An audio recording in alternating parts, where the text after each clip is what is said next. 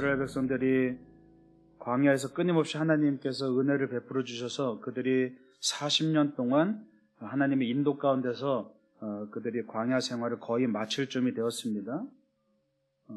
그런데 그 40년 동안에도 계속해서 원망과 불평을 반복하면서 결국에는 사실은 며칠 만에 금방 지나가야 할 그 광야를 40년 동안이나 방황하게 됐습니다. 그리고 이제 오늘 말씀은 이 40년의 방황이 거의 끝나갈 쯤에 돼서 다시 한번 이제 이 광야 생활을 마무리하면서 다시 한번 어떤 큰 일이 닥치는데 바로 물이 없어서 이제 원망하는 모습을 보이게 되죠.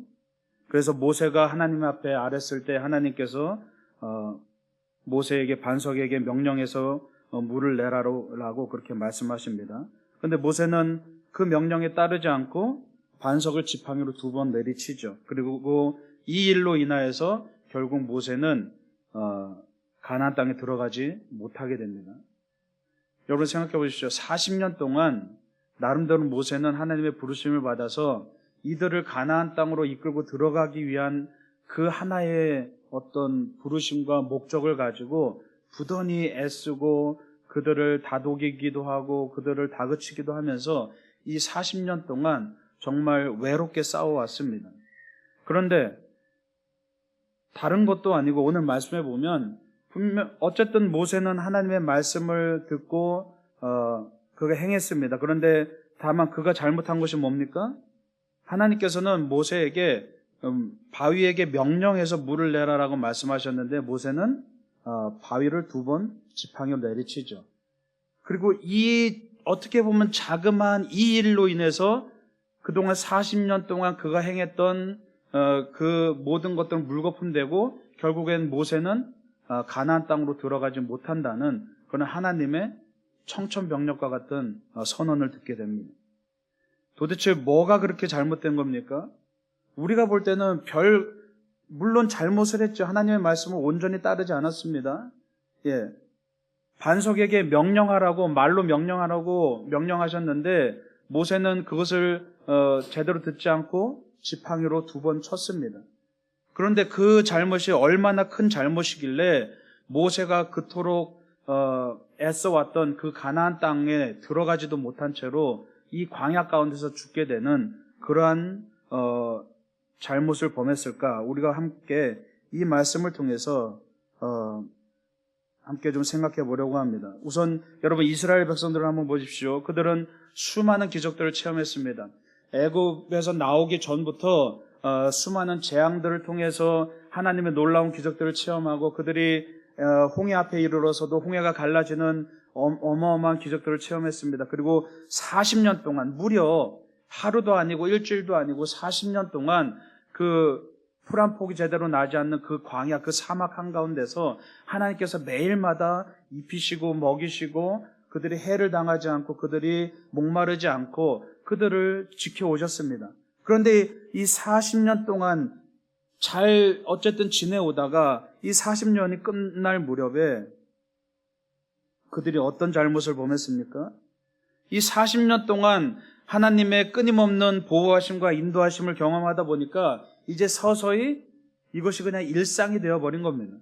처음에 하나님의 놀라운 기적을 경험할 때는 홍해가 갈라지는 기적을 경험할 때는 우와 우리 하나님이 그동안 잊고 살았던 우리 여호와 하나님이 애굽의 신과는 비교될 수 없을 정도로 그렇게 위대하신 분이구나 라는 것을 놀라워하고 그 위대함을 찬양했는데 이 기적이 반복되고 매일마다 만나가 떨어지고 매일마다 마실 물이 생기고 매일마다 하나님의 인도하신 불기둥과 구름기둥으로 인도하시는 그 인도하심 똑같은 일상이 반복되면서 그 기적이 이제는 더 이상 새롭지가 않습니다. 더 이상 감사하지도 않습니다.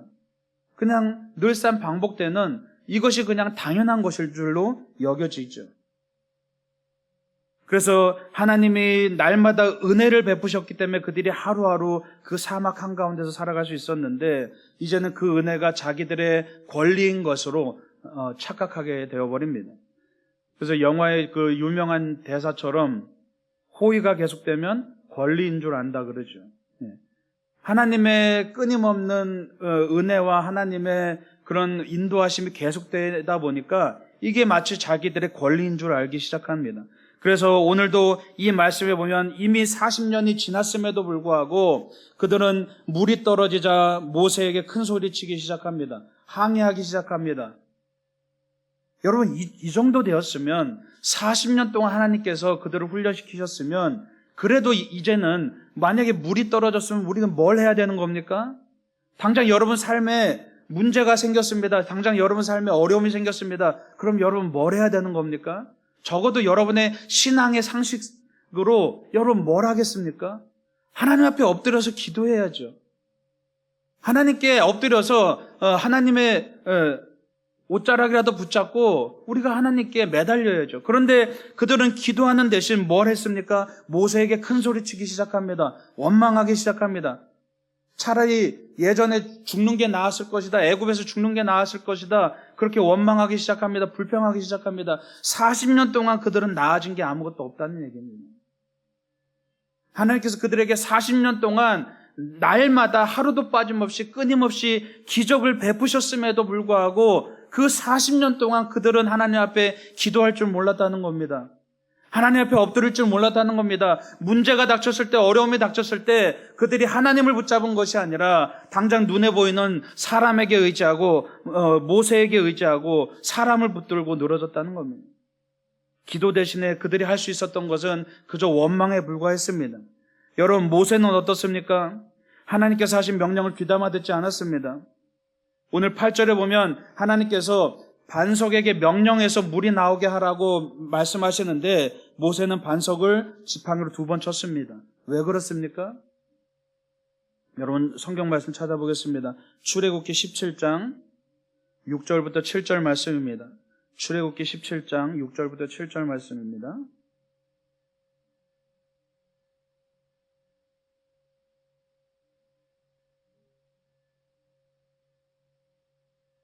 출애굽기 17장 6절부터 7절까지 말씀입니다. 우리 다 함께 읽어보겠습니다. 시작. 내가 호렙산에 있는 그 반석 위 거기서 내 앞에 서리니 너는 그 반석을 치라. 그것에서 물이 나오리니 백성이 마시리라. 모세가 이스라엘 장로들의 목전에서 그대로 행하니라. 그가 그곳 이름을 마사 또는 무리바라 불렀으니 이는 이스라엘 자손이 다투었으며 또는 그들이 여호와를 시험하여 이르기를 여호와께서 우리 중에 계신가 안 계신가 하였음이더라. 아멘. 예, 지금 오늘 말씀에 있는 이 일이 있기 전에 르비딤이란 곳에서 오래전에 르비딤이란 곳에서 똑같은 일이 있었습니다. 물이 없어서 백성들이 원망합니다. 그래서 모세가 하나님 앞에 기도했더니 하나님께서 뭐라고 말씀하십니까? 반석을 지팡이로 쳐서 물을 내라라고 말씀하십니다. 그리고 모세는 그렇게 행했더니 물이 나왔습니다. 다시 말해서 모세가 하나님의 명령을 제대로 듣지 않고 그가 지팡이로 반석을 쳐서 물이 나오게 했던 것은 바로 예전에 자기가 행했던 그 경험, 예전에 행해졌던 그 기적에 대한 경험, 그걸 똑같이 그냥 답습했다는 얘기입니다. 어떻게 보면 우리가 가만히 보면 그다지 큰 문제가 아닌 듯 하지만 이 일로 인하여서 모세가 가나안 땅에 들어가지 못할 정도로 어마어마하게 큰 죄를 하나님 앞에 저질렀다는 얘기죠.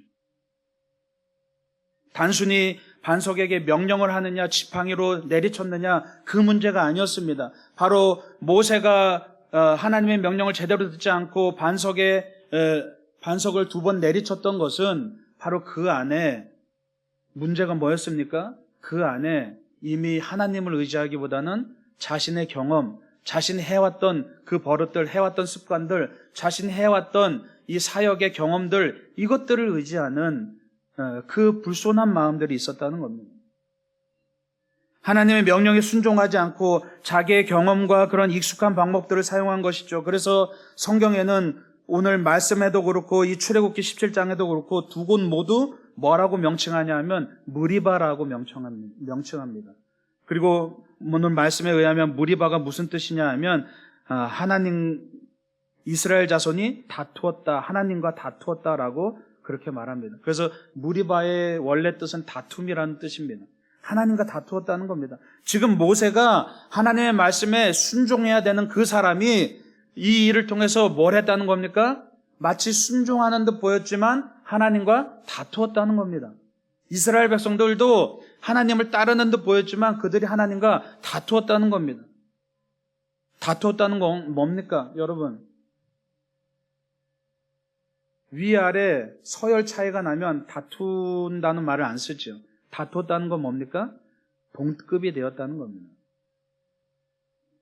바로 이스라엘 백성들과 모세가 이제 하나님과 동급이 되어서 매일마다 기적을 체험하니까 이젠 그 기적이 자기들이 행할 수 있는 능력인 것처럼 착각해서 이제 하나님을 업신여기고 하나님과 다투었다는 겁니다. 자기들도 하나님과 같이 되어지고 싶어서 자기들도 하나님과 같은 위치에 서서 하나님과 다투었다는 겁니다. 그들 스스로가 자신의 우상이 되었습니다. 모세 스스로가 우상이 되어서 이제는 이스라엘 백성들이 하나님을 따르는 것이 아니라 모세를 따르는 그런 사람이 되어버렸다는 겁니다. 여러분, 이스라엘 백성들이 지금 누구에게 물을 요구합니까? 오늘 말씀해 보면 하나님께 기도하는 것이 아니라 그들이 모세에게 몰려가서 모세에게 요구를 합니다. 우리에게 물을 달라. 하나님께 기도하는 것이 아니라 모세에게 요구를 합니다. 하나님이 사라지셨습니다. 하나님이 소외됐습니다. 당연히 모세가 기적을 베풀어 줄 것으로 생각했습니다. 하나님이 아닌 사람에게 의지하기 시작했습니다. 그리고 오늘 10절에 보면 모세가 뭐라고 이야기합니까? 우리가 물을 내랴라고 말하고 있습니다. 하나님이 아니라 주체가 우리가 되어버렸습니다. 모세 스스로가 되어버렸습니다. 그의 마음속에 어느 순간부터 하나님이 필요 없어졌습니다. 어느 순간부터 정말 수백 번, 수천 번 기적을 행하면서 이 기적이 하나님께로부터 온 것이라는 사실을 어느 사이에 망각하고 이미 하나님께서 자기에게 주신 능력이라고 착각하고 자기 자신을 믿으면서 이제는 주체가 자기 자신이 되어버렸습니다. 모세도 어느 순간 그 마음속에 하나님이 필요 없어졌습니다. 그냥 필요할 때마다 요구하면 들어주는 그런 존재로 필요할 때마다 요청하면 마치 자판기처럼 하나하나씩 동전을 넣으면 물건이 떨어지듯 그냥 요청하면 뚝뚝 하나님께서 떨어뜨려 주시는 그런 존재로 여겨졌다는 겁니다. 하나님이 아니라 사람이 보이기 시작합니다. 사람에게 집중하기 시작합니다. 하나님이 소외되었습니다. 하나님의 거룩을 드러내지 않고 사람의 거룩함이 드러났습니다. 하나님의 영광이 사라지고 사람의 영광이 드러났습니다. 모세의 영광만 가득합니다. 모세만 보이기 시작합니다. 그래서 오늘 말씀에도 그 하나님께서 모세에게 이 형벌을 내리시는 이유에 대해서 설명하죠. 거룩함을 드러내지 않았다라고 말씀하고 있습니다. 결국 모세는 이 사건으로 인해서 가나안 땅에 들어갈 수가 없었습니다. 처음에는 겸손하게 처음에 하나님 앞에 섰을 때 그가 뭐라고 고백합니까? 나는 말주변이 없어서 못합니다. 내가 어떻게 그 거대한 애굽 제국의 바로 앞에 서서 내가 어떻게 대항할 수 있겠습니까? 나는 정말 소심하고 말주변도 없고 별 볼 일 없는 사람입니다. 그랬던 모세가 지금 40년이 지난 후에 어떤 모습으로 서 있습니까? 감히 하나님과 대항하는 존재로 서 있습니다. 하나님과 다툼하고 하나님과 동급으로 서려고 하는 그런 존재로 서 있었다는 얘기입니다. 여러분 기억하시기 바랍니다. 우리가 하나님을 필요로 하지 않으면 하나님도 우리를 필요로 하지 않는다는 사실을 여러분 기억하시기 바랍니다. 내가 하나님과 똑같이 서려고 할 때, 내가 하나님과 같이 되려고 할 때 아담과 하와에게 처음 닥쳤던 그 유혹처럼 이 선악과를 먹으면 네가 하나님과 같이 되리라 라고 했던 그 유혹처럼 우리가 하나님과 같이 되어버릴 때, 내가 나라는 우상을 섬기면서 살아갈 때 하나님은 소외되어 버린다는 사실입니다. 여러분 우리가 하나님을 믿는다고 하면서 행여 우리가 하나님과 다투고 있지는 않습니까? 내 나름대로는 열심히 하나님을 믿는다고 자부하고 내 나름대로는 열심히 하나님을 따른다고 또 이 자리에 나와서 열심히 하나님을 찬양하고 영광 돌린다고 하지만 행여 우리의 마음 깊숙한 곳에 나도 미처 헤아리지 못하는 내 마음의 깊숙한 속마음에 행여 나도 하나님과 같이 되으려고 하는 그러한 교만함이 자리 잡고 있지는 않습니까? 여러분, 우리가 하나님을 믿는 이유는 뭡니까? 하나님과 친밀한 관계를 맺고 하나님과 함께 영원히 영광 가운데 살아가는 것이 우리가 하나님을 믿는 이유지요. 그래서 우리가 구원받으려고 하는 거죠. 그런데 역설적으로 우리가 하나님과 다툴 때가 많다는 겁니다. 오늘 이 무리바라는 단어처럼 우리는 하나님을 열심히 믿는다고 믿는데 오히려 그 반대로 하나님과 다툴 때가 많다는 겁니다. 신앙생활이 오래되고 또 신앙생활이 침체되면서 자꾸만 하나님의 은혜를 당연시 여깁니다. 그런 순간 우리는 이스라엘 백성들과 모세와 같이 자꾸만 하나님과 대항하려고 하죠. 자꾸만 하나님을 이겨먹으려고 합니다. 기도할 때도 마찬가지입니다. 우리가 기도할 때 자꾸만 하나님과 다툽니다. 하나님 앞에 완전히 엎드려서 굴복하고 하나님 앞에 온전히 의지하는 것이 아니라 자꾸만 우리가 기도하면서 하나님을 이겨먹으려고 합니다. 하나님과 다툽니다. 내 뜻이 우선하고 내 뜻을 들어주셔야만 하나님이 나의 하나님인 것처럼 자꾸만 하나님을 이겨먹으려고 하니까 자꾸만 하나님과 다투게 되죠.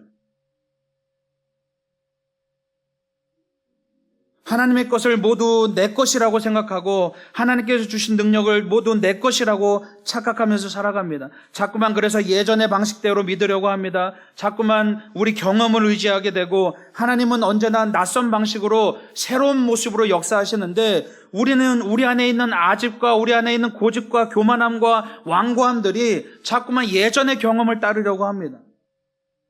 그래서 낯선 것을 싫어하죠.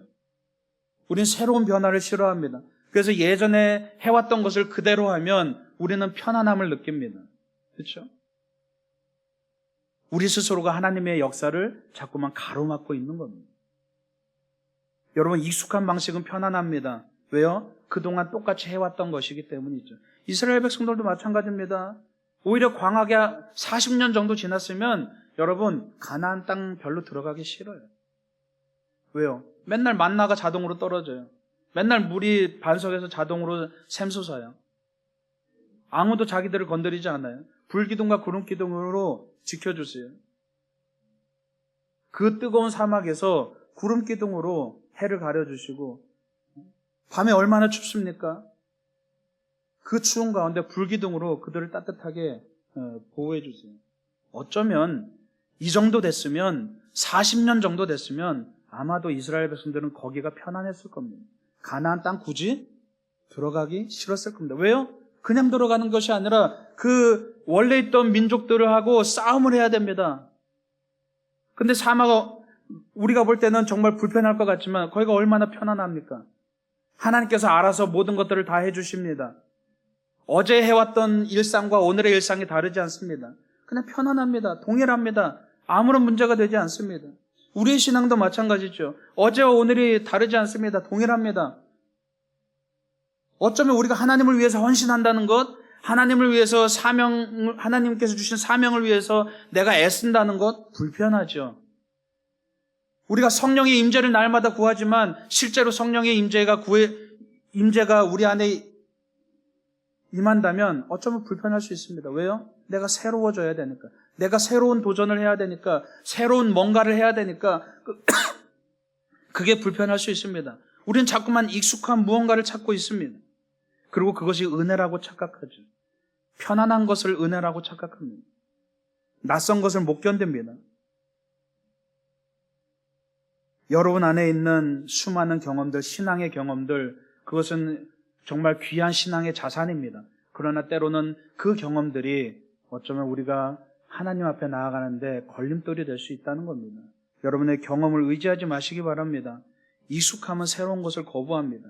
늘 새롭게 하시는 성령의 역사를 거부하는 것이 바로 우리 안에 있는 그 익숙함 때문입니다. 그리고 그 익숙함으로 인해서 우리는 나도 모르게 하나님과 자꾸 다투게 되는 겁니다. 나는 하나님을 섬긴다고 하지만 내 경험을 의지하고 내 방식을 의지하고 내 생각을 의지할 때 바로 그것이 하나님과 다투는 꼴이 되어버린다는 겁니다. 여러분, 성령님은 언제나 새로운 방식으로 새롭게 역사하시는 분임을 여러분 기억하시기 바랍니다. 예. 그래서 새로운 성령의 기름 부으심을 입기 위해서는 우리 안에 새 부대가 필요합니다. 이전 것은 지나갔고 이제는 우리가 날마다 새롭게 부활하여서 새롭게 새 부대를 통해서 새 포도주를 받아야 되는 거죠. 새 부대라는 것이 뭡니까? 우리의 가치관과 세계관을 말하는 겁니다. 그런데 우리는 이미 이 세상을 오랫동안 살아오면서 우리 안에 이미 틀이 정해져 있습니다. 우리 안에 가치관과 세계관이 이미 완전히 견고히 뿌리 박혀 있습니다. 그런데 여러분, 신앙생활을 하면서 우리가 설교도 수많은 설교를 듣고 성경도 열심히 읽습니다. 이렇게 해라 하지 말라 많이 듣습니다. 그런데 여러분, 일상생활에서 그것들이 다 생각이 나나요? 순간순간에 그것들이 다 생각이 나나요? 생각 안 나죠. 그럼 우리가 어떤 것으로 신앙생활을 합니까? 뭘로, 어떤 기준으로 신앙생활을 합니까? 하루하루? 여러분, 마치 운동선수들이 오랫동안 기본기를 익히고 훈련을 합니다. 왜요? 바로 그 찰나의 순간에, 바로 그 1초, 0.1초의 찰나의 순간에 본능적으로 훈련했던 것이 그대로 반영이 되기 때문이죠. 우리도 마찬가지입니다. 우리가 설교 말씀 열심히 듣고 많이 듣고 성경 열심히 읽는다고 해서 우리가 하나님의 말씀대로 살 수 있는 것이 아니라 마치 바리새인들처럼 율법을 하나하나 지켰느냐 안 지켰느냐 따지는 것으로 우리가 정말 하나님 앞에 바로 서는 것이 아니라 내 안의 가치관이 올바로 세워져야 된다는 겁니다. 그 가치관을 통해서 정말 성경적인 가치관, 하나님의 뜻에 합당한 가치관을 통해서 우리가 날마다 나도 모르게 하나님의 기준에 맞추어서 살아갈 수 있게 되는 겁니다. 그런데 그렇게 되려면 우리가 하나님이 원하시는 것이 뭡니까? 날마다 새로워져야 되는 겁니다. 우리 안의 가치관이 옛 것을 쫓으려는, 내 경험을 의지하려는, 내 익숙한 것들을 추구하려는, 그러한 편안함을 추구하려는 가치관에서 벗어나서 날마다 내가 오늘 내 나이가 어떠하든 내 경험이 어떠하든 내가 신앙생활을 얼마나 했건 그것에 관계없이 내가 오늘 하나님 앞에 겸손하게 아무것도 모르는 어린아이로 섰다는 그러한 겸손함으로 주님 앞에 나아갈 때 주님께서 우리에게 역사하신다는 사실을 기억하시기 바랍니다. 그래서 예수님께서는 어린아이와 같지 않으면 천국에 들어갈 수 없다고 말씀하십니다. 왜요? 어린아이는 아무것도 모르기 때문에 모든 것을 다 받아들입니다. 날마다 새로워질 수 있습니다. 날마다 새로운 것들을 날마다 기가 막히게 받아들입니다. 여러분, 아이들의 학습 능력을 보십시오. 왜? 그 마음 안에, 심리 안에 백지 상태이기 때문에 모든 것을 다 받아들입니다. 엄청나게 빨리 받아들입니다. 그런데 우리는 이미 우리 안에 완고한 마음들로 가득 차 있습니다. 경험들로 가득 차 있어서 새로운 것들을 받아들이기 어렵습니다. 바로 하나님께서 이것을 지적하시는 거죠. 우리 안에 있는 익숙함과 우리 안에 있는 그 경험들이 오히려 하나님과 자꾸만 다투게 만든다는 겁니다. 그래서 에베소서 4장 24절에 보면 너희는 유혹의 욕심을 따라 썩어져가는 구습을 따르는 옛사람을 벗어버리고 오직 너희의 심령이 새롭게 되어 하나님을 따라 의와 진리의 거룩함으로 지으심을 받은 새 사람을 입으라 라고 말씀하고 있습니다. 구습을 벗으라는 겁니다. 왜요? 구습을 그대로 지키고 있으면 성령님께서 내 안에서 역사하실 수가 없습니다. 내가 자꾸만 나도 모르게 하나님과 다투는데, 내가 자꾸만 하나님을 밀어내는데 어떻게 성령님께서 우리 안에 역사하실 수가 있겠습니까? 여러분 안에 거룩함을 회복하시기 바랍니다. 오늘 12절에도 하나님이 거룩함을 나타내지 않은 것에 대해서 지금 책망하고 계신 겁니다. 직분과 신앙의 연륜이 중요한 게 아닙니다. 내가 지금 하나님 앞에서 거룩한가? 그것이 중요하다는 겁니다. 여러분 생각해 보십시오. 지금 우리가 지금 저 유아실에 있는 지안이보다 나은 게 도대체 뭐가 있습니까? 생각해 보세요. 세상적인 거 빼놓고 세상적인 가치와 세상적인 지식과 세상적인 연륜들 다 내려놓고 정말 하나님 앞에 한 사람의 죄인으로서 하나님 앞에 섰을 때 우리가 저 지안이보다 나은 게 뭐가 있습니까?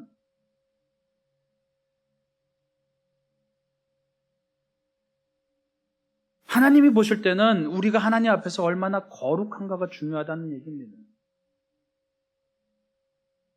하나님은 날마다 새로운 것들로 역사하시고 날마다 우리에게 놀라운 은혜들을 부어주고 싶으신데 우리가 얼마나 그것들을 겸손하게 받아들일 수 있는가, 하나님과 자꾸만 내 경험을 의지해서 하나님과 다투려고 하는 게 아니라 정말 겸손하게 얼마나 하나님을 의지하고 하나님이 날마다 부어주시는 그 성령의 그 임재와 성령의 능력과 성령의 그 열매들을 얼마나 그대로 받아들일 수 있는가가 하나님께는 중요하다는 사실입니다.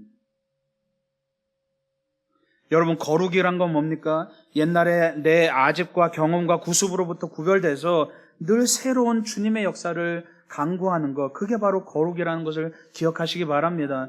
내가 거룩하다고 내가 의시되고 폼 잡는다고 거룩한 것이 아니라 진정한 거룩이란 것은 날마다 새로워지는 겁니다. 겸손하게 주님 앞에 엎드려서 내 옛 자아가 사라지고 언제나 새롭게 하시는 성령을 의지하는 것, 그것이 바로 거룩이라는 얘기입니다. 내가 무언가에 익숙해질 때 우리는 거룩함을 잃어버립니다. 늘 새롭게 변화받음을 통해서 거룩함과 구별됨을 유지할 수 있다는 겁니다. 우리는 하나님 앞에서 늘 새롭게 시작하는 어린아이일 수밖에 없습니다. 여러분, 늘 항상 생각하십시오. 우리는 어린아이인 겁니다. 내 세상적인 지위와 어떤 위치가 어떠하건 우리는 하나님 앞에서는 우리 남녀노소 불구하고 우린 모두 다 동일하게 어린아이인 겁니다. 날마다 주님 앞에서 어린아이의 마음으로 시작하시기 바랍니다. 여러분의 경험을 의지하는 것이 아니라 내 경험에 의지해서 자꾸만 하나님과 다투고 내 익숙함에 의지해서 자꾸만 하나님의 거룩함을 무시하는 것이 아니라 정말 어린아이의 마음으로 날마다 새롭게 하시는 성령님을 의지하는 여러분 되실 간절히 축원합니다. 몰라서 문제가 아닙니다. 여러분, 모르는 것이 문제가 아닙니다. 지금 우리에게는 너무 많이 아는 것이 문제입니다. 내 것을 모두 내려놓고 오늘도 어제와 다르게 새롭게 역사하시는 그 성령님의 은혜, 내일 또한 오늘과는 다르게 새롭게 역사하실 그 성령님의 은혜를 기대하면서 어린아이와 같은 모습으로 정말 주님 앞에 겸손하게 거룩하게 달려나가는 여러분들 되실 간절히 축원합니다. 기도하겠습니다.